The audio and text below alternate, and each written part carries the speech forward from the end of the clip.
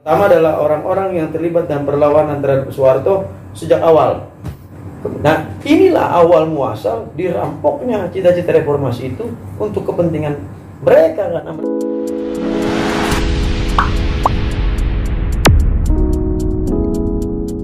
Rampoknya cita-cita reformasi itu untuk kepentingan mereka karena mereka kemudian, saya bayangkan nih, saya terpikir hari ini aja kata radikal kemudian jadi masalah gitu. Benar.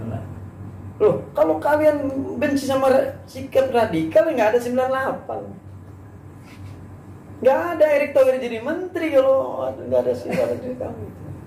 Nggak ada Pak Mahfud MD jadi menteri. Nah, orang-orang yang pada tahun 90-an nggak ada loh melawan Pak Harto. Tapi kemudian memiliki kesempatan yang sama dengan kami, bahkan mendapat kesempatan menjadi menteri dan lain-lain. Kan kalau nggak ada peristiwa radikal nggak mungkin. Lo tiba-tiba sekarang dibenci konsep itu. Tidak akan pernah ada peradaban di bumi ini tanpa ada sikap radikal. Yang kita lawan itu ekstremisme, terorisme. Kalau radikal harus, karena kemajuan teknologi dan peradaban itu ditentukan oleh adanya sikap-sikap radikal yang mau melakukan breakthrough, terobosan-terobosan terhadap apa yang sudah ada saat itu. Iya, karena kalau sedikit yang saya pahami tentang konsep radikal itu, ringkasnya kalau dalam perenungan filsafat itu mengandaikan kritisisme sebetulnya. Iya. Nah, makanya ya itu benar, karena ini sebetulnya aksi kritis ya, katakanlah bermula dari sikap-sikap kritis terhadap kebijakan-kebijakan pemerintah kan pada saat itu. Betul. Jadi kalau misalnya ada pejabat misalnya hari ini bilang hati-hati dengan hentikan radikalisme, iya, terus kami harus mengikuti status quo yang menguntungkan kalian begitu. Oh, nggak bisa Pak, harus kita lawan gitu. Ya, kalau kepentingan negara kemudian terinjak-injak kan, kita harus melakukan otokritik dan kritik. Setiap perlawanan kalau perlu demi kepentingan bangsa dan negara ini berdepan. Nah, itulah sebenarnya perjalanan 98 ini yang kemudian menurut saya jauh panggang dari api kalau kata orang Melayu. Akhirnya tidak akan pernah matang. Ya, karena ya tidak pernah ditaruh di atas api gitu. Kalau dia tidak pernah matang, berarti kita tidak akan pernah selamanya angan-angan untuk menikmati apa yang dipanggang itu yang nggak akan pernah tercapai. Ya, tapi atau dengan kata lain, kemajuan dan kesejahteraan hanya akan menjadi nilai utopis. Saya meminjam istilah almarhum Buya Syafiq Ma'arif bahwa orang yang berhenti berharap adalah hanya orang-orang yang mati. Jadi kita harus tetap memiliki harapan Indonesia ke depan lebih baik, melakukan diskursus dan kritik terhadap sistem yang berjalan hari ini bukan sebagai sebuah kemapanan yang mati yang harus kita pertahankan terus-menerus, tapi harus kita koreksi sebagai tanggung jawab sejarah kita sebagai warga negara. Iya, tadi juga itu yang menarik ya.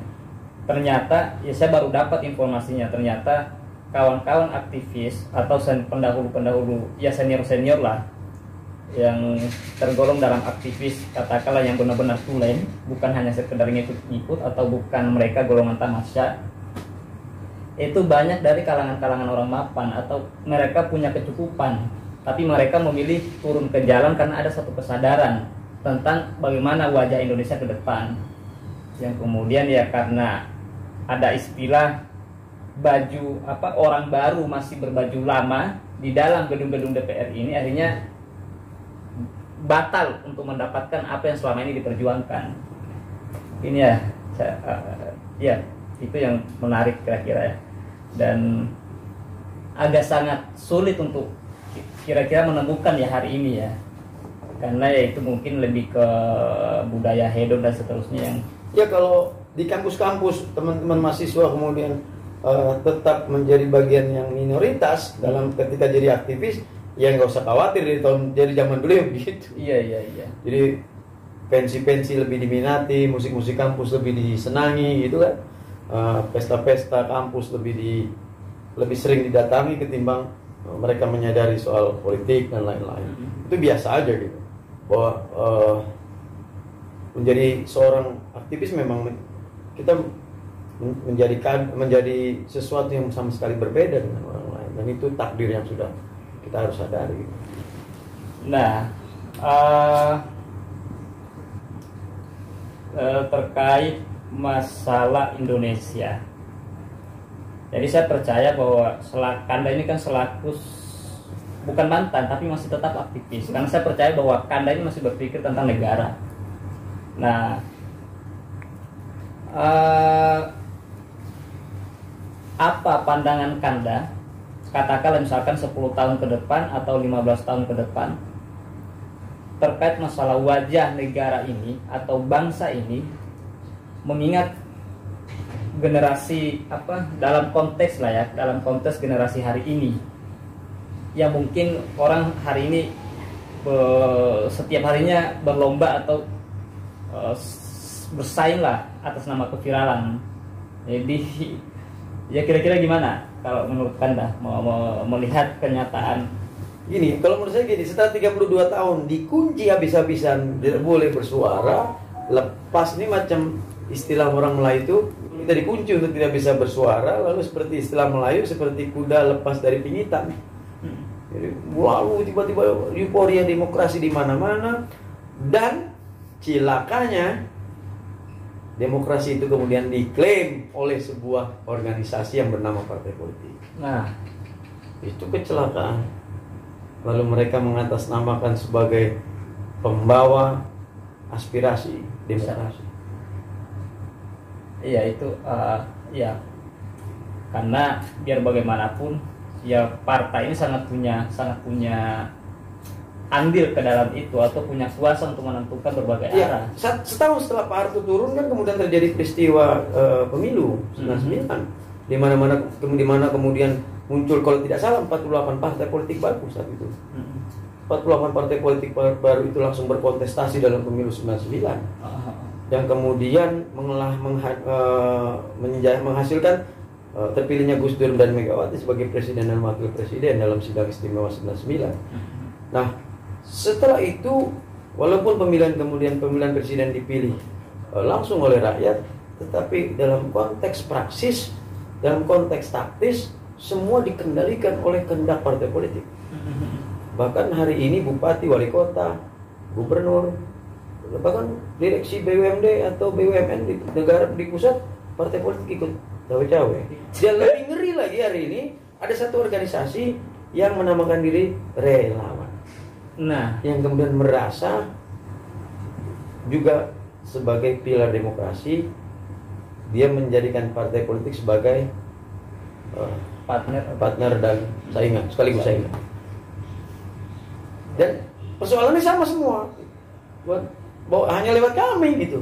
Bagaimana demokrasi itu kalian klaim hanya milik kalian? Kalian siapa gitu?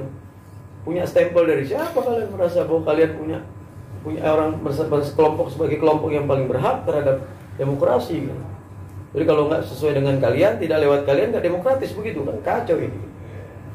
Ya, ada peristiwa ini yang menurut saya saya menulis buku Menuju Era Demokrasi Tanpa Partai. Di dalam prolog buku itu saya menulis tentang ini, bahwa kecelakaan demokrasi di Republik ini diakibatkan oleh intervensi partai politik sejak awal reformasi. Berarti justru malah yang keroknya sebetulnya sesungguhnya ini adalah salah. Ya memang mereka lah sebenarnya sumber dari sumber masalah gitu.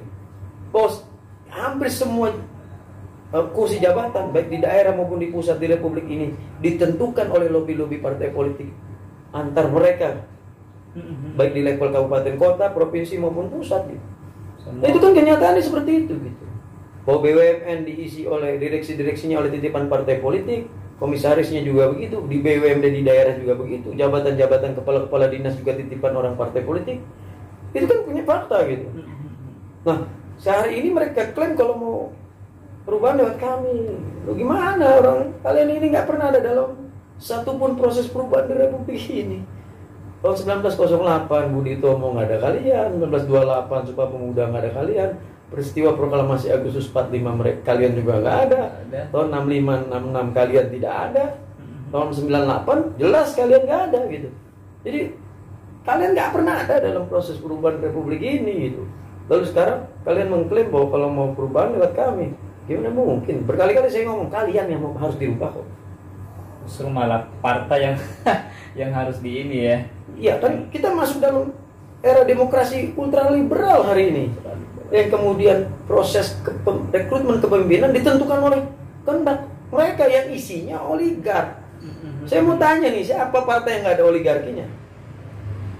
Bahwa PDIP adalah Megawati dan teman-temannya, bahwa Gerindra adalah Prabowo Subianto dan teman-temannya, bahkan partai yang baru yang unyu-unyu, Gelora misalnya, ya Fahri Hamzah, Anies Mata dan teman-temannya, Partai Umat, Amin Rais dan teman-temannya. Loh, kalau partai kecil aja isinya sudah oligark, partai besar oligark, lalu rakyat mau minta bantuan sama siapa? Bahwa mereka yang tidak bersepakat dengan oligark pasti akan ada di pinggir. Saya kasih contoh mutakhir ya. Julvan Lindan tidak bersepakat soal beberapa hal, misalnya soal Anies, kan akhirnya dilempar keluar, geser keluar. Setidaknya ada di pinggir gitu. Jadi betapa oligarki dalam partai politik itu bisa mengakibatkan seseorang makin berjaya karir politiknya atau hancur sama sekali. Nah, di tangan mereka kita serahkan demokrasi itu. Ya nggak bisa lah. Mereka akan berpikir soal anak keturunannya, kelompoknya, teman-temannya, tetangganya mungkin, teman sekolahnya, segala macam. Kita siapa gitu?